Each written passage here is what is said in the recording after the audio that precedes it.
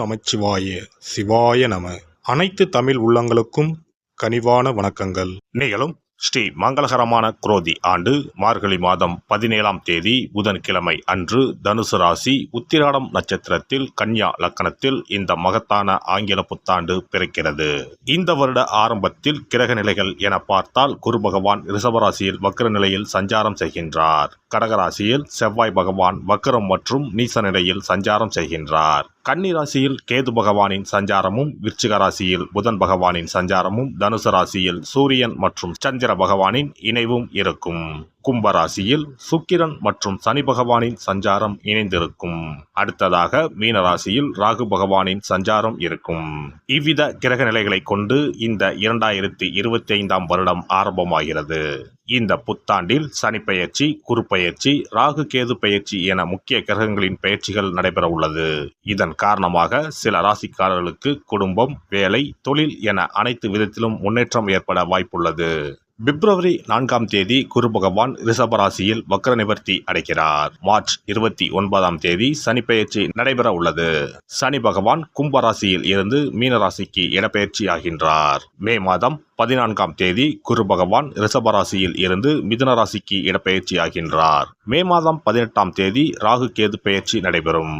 ராகு பகவான் கும்பராசிக்கும் கேது பகவான் சிம்மராசிக்கும் இடப்பெயர்ச்சி ஆகின்றனர். இந்த கிரக அமைப்பு மற்றும் பெயர்ச்சியினால் உங்கள் வாழ்வில் ஏற்பட போகும் சுபபலன் என்ன என்பதனையும், அசுப பலன் ஏற்படுமாயின் ராசிக்காரர்கள் செய்ய வேண்டிய பரிகாரம் என்ன, வழிபட வேண்டிய தெய்வம் யார் என்பதனை பற்றியும் விரிவாக காண்போம். பிறக்கப் போகும் இந்த ஆங்கில புத்தாண்டு உங்கள் வாழ்வில் வளமும் நலமும் செல்வ செழிப்பும் பெற்று வாழ்வில் உயரிய நிலையை அடைய எல்லாம் வல்ல எம்பெருமானை வேண்டி விரும்பி கேட்டுக்கொள்கிறேன். மிதுன ராசி அன்பர்களே, 4ஆம் வீடான சுகஸ்தானத்தில் பயணம் செய்யும் கேது பகவானால் உங்களுடைய வாழ்க்கை தரம் உயர்வடையும். வேலையில் முன்னேற்றமும் ஊதிய உயர்வும் கிடைக்கும். 2025ஆம் ஆண்டு முதல் நீங்கள் எடுக்க போகும் முயற்சிகள் அனைத்திலும் வெற்றி கிடைக்கும். காரணம், 3ஆம் வீட்டிற்கு வரப்போகும் கேது பகவான் சொத்து சுகத்தை கொடுப்பார். விரய குருவினால் உங்களுக்கு தொழில் வியாபாரத்தில் பல மடங்கு பணம் வரும். அடுத்த ஆண்டு ஜென்ம குரு வரப்போவதால் ஆடம்பர செலவு செய்யாதீர்கள். வெள்ளிக்கிழமைகளில் அம்மன் கோவிலில் விளக்கேற்றி வழிபடுங்கள். நீங்கள் ஈடுபடும் செயல்பாடுகளில் புத்திசாலித்தனமும் அனுபவமும் வெளிப்படும். விரும்பிய இடத்தில் இடமாற்றம் செய்வதற்கான வாய்ப்புகள் உண்டாகும். உறவினர்களிடத்தில் அரவணைத்து செல்வது நன்மதிப்பை ஏற்படுத்தும். காரசாரமான பேச்சுக்களை குறைத்துக் கொள்வது நல்லது.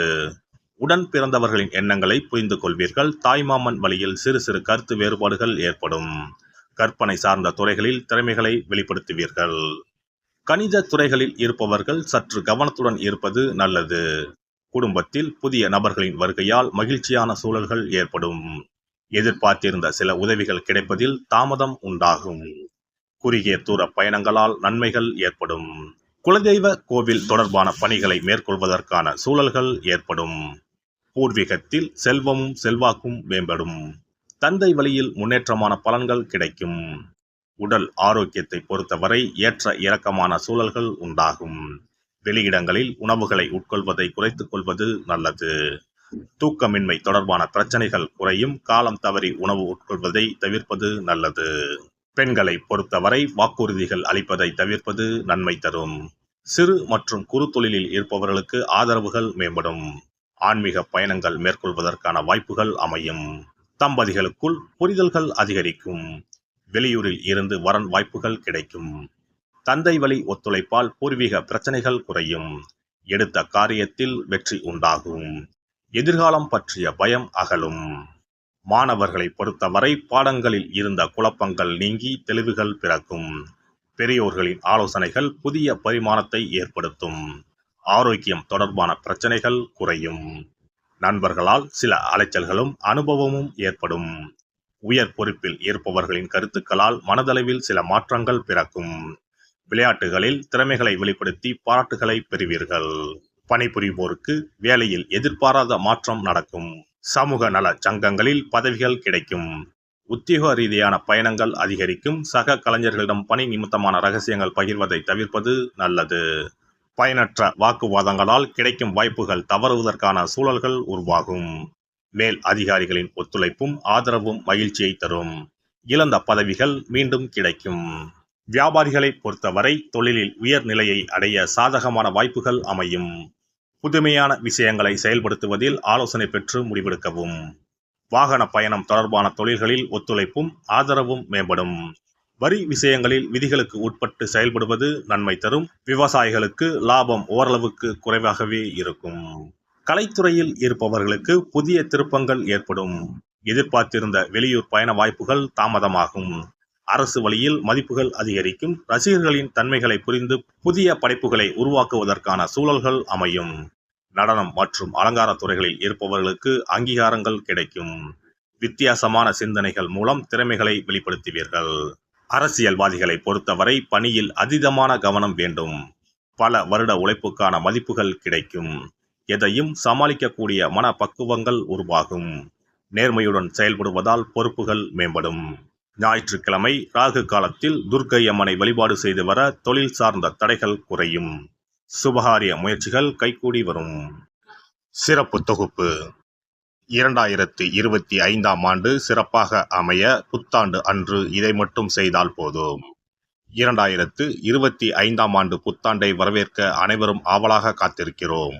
ஆனால் அதற்கு முன்பு 2024ஆம் ஆண்டிற்கு நன்றி சொல்லி விடை கொடுப்பதும் மிகவும் முக்கியமானதாகும். இந்த ஆண்டில் கிடைத்த நல்ல விஷயங்களுக்கு நன்றி சொல்வதுடன் கிடைக்காமல் போன விஷயங்களுக்கும் சேர்த்து நன்றி சொல்ல வேண்டும்.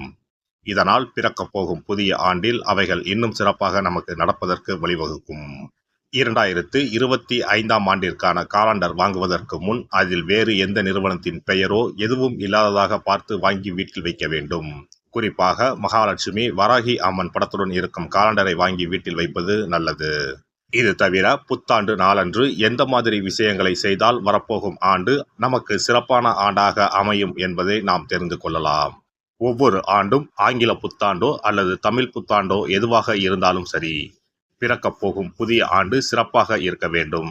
இந்த ஆண்டிலாவது நம்முடைய கஷ்டங்கள் தீர வேண்டும் அல்லது நினைத்த காரியம் கைகூட வேண்டும் என்று அனைவரும் நினைப்பதுண்டு. ஆண்டு முழுவதும் நல்லபடியாக அமைய புத்தாண்டு அன்று நாம் சில விஷயங்களை மேற்கொள்ள வேண்டியது ரொம்ப முக்கியம். இதனால் புதிய ஆண்டு உங்களுக்கு ஆரோக்கியம், சந்தோஷம், செல்வ வளம் நிறைந்த ஆண்டாக அமையும். புத்தாண்டு அன்று காலையில் எழுந்தவுடனேயே நாம் குளித்து விடுவோம். அப்படி நாம் குளிப்பதற்கு முன் குளிக்கின்ற நீரில் 3 முக்கியமான பொருட்களை சேர்ப்பது மிகவும் நல்லது. அந்த தண்ணீரில் முதலில் சிறிது கல்லுப்பை சேர்க்க வேண்டும். கல்லுப்பு நமக்கு இருக்கும் கண் திருஷ்டி, எதிர்மறை ஆற்றல்கள் ஆகியவற்றை அகற்றிவிடும். அடுத்ததாக சிறிது மஞ்சள் தூளை அதில் சேர்க்க வேண்டும். இதுவும் எதிர்மறை ஆற்றல்களை நீக்கி வாழ்வில் மங்களங்களை நிறைய செய்யும். மூன்றாவதாக சிறிது சுத்தமான பாலை சேர்க்க வேண்டும். அது பசும்பாலாக இருப்பது மிகவும் சிறப்பானது. இவை மூன்றுமே மகாலட்சுமியின் அம்சமானவை என்பதால் இவற்றை நீரில் கலந்து குளித்தால் அந்த ஆண்டு முழுவதும் நமக்கு மகாலட்சுமியின் கடாட்சம் கிடைக்கும்.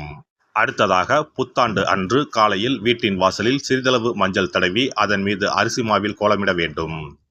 அதன் மீது ஒரு அகலில் மஞ்சள் நிற திரியிட்டு நெய் விட்டு தீபம் ஏற்ற வேண்டும். அதற்கு பிறகு வீட்டிற்குள் நல்லெண்ணெய் தீபம் ஏற்றி அன்னாசி பூ நறுமணம் கொண்ட ஊதுபத்தியை ஏற்றி வைத்து வழிபட வேண்டும். இந்த ஆண்டில் வராகி அம்மனை வழிபடுவது சிறப்பானது.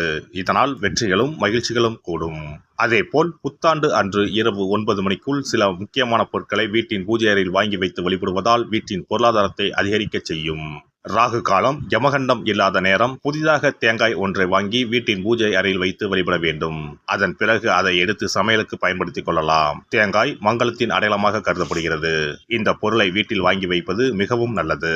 அதோடு மயிலிறகை தேவஸ்தான கடைகளில் போய் வாங்கி கொண்டு வந்து வீட்டில் வைக்கலாம். முருகப்பெருமானின் வாகனமாக இருக்கக்கூடிய மயிலின் இறகை வீட்டில் வைப்பதால் நேர்மறை ஆற்றல்கள் பெருகும். அடுத்ததாக ஒரு கைப்பிடி அளவாவது பச்சரிசியை வாங்கி வீட்டில் வைத்து வழிபடலாம். கடைசியாக லட்சுமி குபேரர் சிலையை வாங்கி வைக்கலாம். லட்சுமி குபேரர் சிலை கிடைக்காவிட்டாலும் லட்சுமி குபேரர் படத்தையாவது வாங்கி வைத்து வழிபடுவது சிறப்பு. இதனால் ஆண்டு முழுவதும் வீட்டில் செல்வம் பெருகிக் கொண்டே இருக்கும். எல்லாம் வல்ல இறையருளால் நீங்களும் உங்கள் அன்பு குடும்பமும் உடல் நலம், நீலாயுள், நிறை செல்வம், உயர் புகழ், மெய்ஞானம் ஓங்கி வாழ்க வளமுடன்.